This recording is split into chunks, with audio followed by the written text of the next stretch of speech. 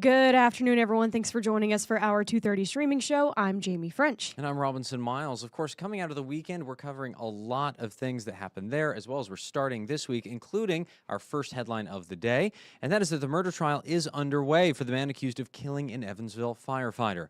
46-year-old Larry Richmond is accused of pulling the trigger, shooting Robert Dorr to death at his home in 2019.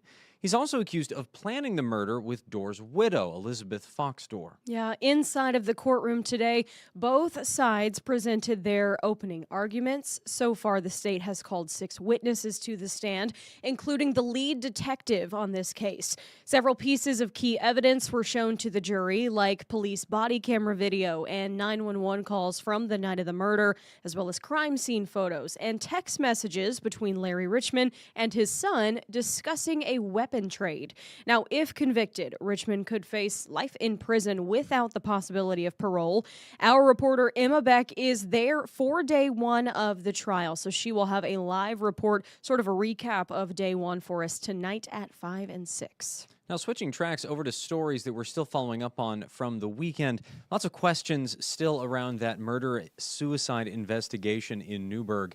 The Warwick County coroner released the names of the 2 people who were found dead, and those were 35-year-old Brian Collins of Chandler and 31-year-old Ashley Collins of Newburgh. Yeah, deputies were called to a home on Yosemite Drive around 5 on Saturday. No other details have been released, so we have been calling the sheriff and people in charge. We've called the coroners, things like that. They do tell us that an autopsy is scheduled for tomorrow, and really that's all we know about this situation. So we are continuing to keep our thumb on this, ask for any developing updates there, and as soon as we learn some, we will pass those along to you. Now, for our last headline today, Indiana State Police finished their renovations on the Vandenberg County headquarters. Now, they celebrated a ribbon cutting for the new forensics lab after outgrowing their old space. Now, the new laboratory is twice the size of the old laboratory. It will give officials a dedicated forensic space compared to cramped makeshift solutions in their previous space. Officials say the project has been in development since 2012, and they are excited to finally use this long-awaited space. Yeah, officials add that they hope to have everything moved over into this new location no later than February 1st. Now, I did a story with Indiana State Police not long ago, and I got to go inside of this lab.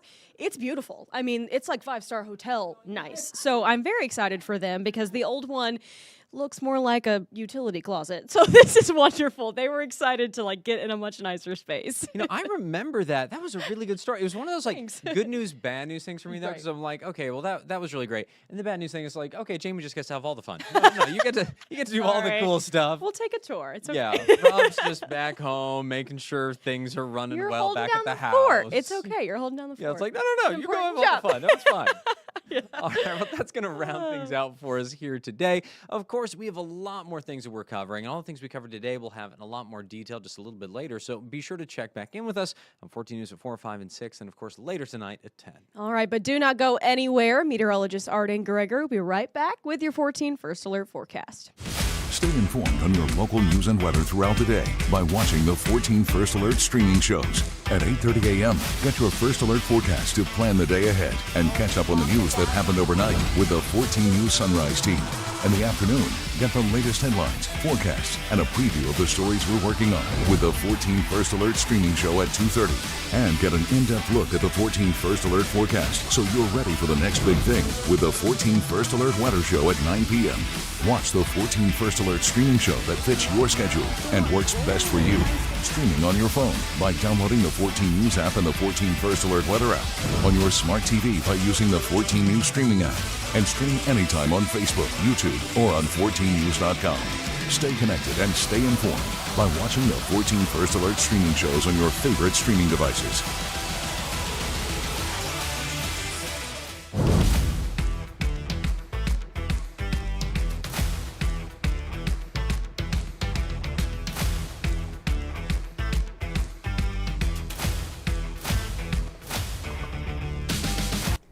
Good afternoon. I'm 14 First Alert meteorologist Arden Gregory, and this is a live look at the Evansville riverfront. Blue skies and sunshine overhead, and I don't know how well you can tell, but those flags there are blowing almost right at us. It is a little bit breezy out there today, but because that wind is coming from the south, we've had a big warm up. Now, it's still very chilly out there, but it's not nearly as cold as that brutally cold weather we had over the weekend. We're going to keep warming up through the middle of the week, but then Thursday, that's the only day I see the weather being really impactful. It's going to be windy, rain is likely, and we may even get a few rumbles of thunder. Now, I mentioned that warm up. It is currently 19 degrees warmer in Evansville than it was at this same time yesterday, and the temperature surge has been even higher off to our west, 25 to as much as 27 degrees warmer compared to their temperatures at this same time yesterday. So everybody is seeing this boost in our temperatures thanks to this warm air flowing in from the south. There are some clouds off to our north. You may also notice in this picture there are some things that kind of look like clouds that are actually not moving. That's snowpack. There's snow on the ground across much of Iowa into Illinois and parts of Indiana. That is starting to melt today, but still quite a bit of snow on the ground, especially in Illinois and Iowa today. Here at home, we missed out on that snow. It all stayed just north of us this weekend. We've got those clear blue skies and sunshine that I just showed you, and it's going to stay clear through the rest of the day and into the night tonight. Later this week, though, maybe Wednesday, but more so Thursday is our next chance of rain. As for our temperatures, like I said, it is still chilly. We're sitting in the low to mid 30s right now, but yesterday our high was only 15 degrees. So we have warmed about 20 degrees compared to yesterday. That's a big change. And again, some of that is because we do have sunshine out there. That's helping to warm us up. But the big driver is our wind direction. We have winds coming from the south-southwest at around 10 to 15 miles an hour in most locations, and that is just pulling warmer air from the south up into the tri-state. Now, overnight, our temperatures will drop back into the low to mid 20s. Again, still chilly, but the past 2 nights we've dipped into the single digits, so this is still a major improvement. And then tomorrow, we start to see a few clouds, but we still have that wind coming in from the southwest, pulling that warmer air, and so our temperatures will top out in the low to mid 40s tomorrow afternoon, and it gets even warmer Wednesday and Thursday with temperatures climbing into the 50s. Now, you'll notice this big drop on Friday. It's not going to be very long, but we do have a brief cold snap ushered in by a cold front that's going to move through the tri-state on Thursday. And that cold front is also what brings us a chance of gusty winds, rain, and maybe even a few thunderstorms. So let's take a closer look at that. I mentioned Wednesday we could maybe see some rain. There's going to be just this very isolated chance of a stray shower, but I think Wednesday looks mainly dry. Thursday is when we're going to have this warm air just surging in from the south. Even with the clouds and the rain, I think Thursday will probably be the warmest day of the week with highs in the mid 50s. But then this cold front comes in and clashes with that warm air, and that's going to trigger an area of rain stretching from the Great Lakes all the way down into Arkansas and maybe even beyond, and that is going to include the tri-state. So rain is likely on Thursday. We're going to have strong winds coming in from the south. Rain likely mainly right through the middle of the day. Notice how dark that green gets there, though. We could have some heavy rain and maybe even some thunderstorms out there, mainly Thursday afternoon. Right now, I'm not expecting severe weather, but we may get some pockets of heavy rain, some gusty winds, and maybe a few rumbles of thunder. Again, not expecting severe storms, but a few rumbles of thunder certainly possible, mainly Thursday afternoon as this cold front is passing through the tri-state. Thursday night, that cold front pushes off to the east and it takes the rain with it. By Friday, it looks like we'll be mostly sunny and dry, but behind that cold front, our wind direction will change. So we'll have colder air flowing in from the northwest, and it drops us about 20 degrees. We go from the mid 50s on Thursday to only the mid 30s on Friday, but it doesn't last very long because by Saturday, our warm front swings through Wind direction changes again. Warm air starts to flow back in from the south. We'll climb right back into the low to mid 50s on Saturday. There is a very isolated chance of rain Saturday evening into Saturday night as another weaker cold front passes through the tri-state. You'll notice this rain not nearly as impressive. It's going to be just a few very scattered light showers Saturday night. And then behind that, we'll see a very slight cool down, but it's only going to drop us a few degrees. So we go from the low to mid 50s on Saturday to the upper 40s to low 50s Sunday, Monday. So again, this is the much stronger cold front. Rain likely, some strong winds, maybe a few thunderstorms, not expecting severe weather, but it drops us about 20 degrees. That second cold front over the weekend, Saturday into Sunday, that brings us a much more isolated chance of rain. The winds will be much calmer, and notice the impact there is not nearly as impressive as it's only going to drop us a few degrees. Thank you, Laura, for watching from Dawson Springs. Zach is asking about severe weather on Thursday. We're not expecting severe weather on Thursday.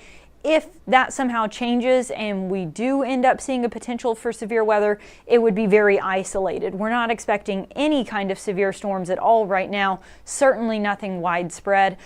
If things were to change over the next few days and it looks like these storms are going to be a little juicier and maybe a little more powerful, have a little more energy to them, sure, maybe an isolated stronger storm, but I think that's a stretch. I think this is going to be a few rumbles of thunder and some heavy rain at best. Mainly Thursday is going to be breezy showers. It's going to be windy and it's going to be rainy, but I don't see a major severe weather threat of any kind. For those of you who are curious about the extended outlook, the week of Christmas, temperatures are trending above average. Precipitation looking higher than average to our north up around the Great Lakes and into parts of New England, then lower than average, so drier than normal across much of the plains and down into the deep south. So generally speaking, it looks like we are setting ourselves up for a warmer, drier weather pattern for the week of Christmas, which means our already very low chances of having a white Christmas seem even lower this year. I mean, historically, we don't have a lot of white Christmases anyway. If you look at the past 70 years, 56 of them have not included snow on Christmas. There is, the rare occasion, but even a few, fewer than, just 3 out of 70 years where we had really big snows. They probably stick out in your mind. You may remember, some of you, 1963 and 69. Most folks who are closer to my age would only remember the one in 2004. Those are the only 3 years out of the past 70 where we've had snowfall over 3 inches on the ground to wake up to on Christmas morning. So we don't get a lot of white Christmases around here, but the general trend for this year is that it will be warmer and drier than average as we get into Christmas week, which is good news if you're traveling. It looks like, the weather will be mild, but if you're hoping for a white Christmas, I don't have great news for you this year. All right, Zach's question about the storm seems to be the only one we have today. If there are no other questions, I'm going to go ahead and wrap this up. Again, we are warming up. I know it's still cold out there, but it's a lot better than it was yesterday. We're going to keep warming up through the middle of this week. Thursday, windy and rainy. Then we drop about 20 degrees on Friday. But it doesn't last. We bounce right back into the 50s this weekend. Another weaker cold front brings us a very isolated chance of rain Saturday night primarily, and then we're sitting in the upper 40s to low 50s as we start next week. All right. I'm going to go ahead and wrap this up then. If you do have any questions or if there are any changes or updates to this forecast, Jeff will have the very latest for you tonight at 4, 5, 6, and 10. And he'll be on here on the streaming platforms taking your questions tonight at 9. So tune in for that. Everybody have a great rest of your day.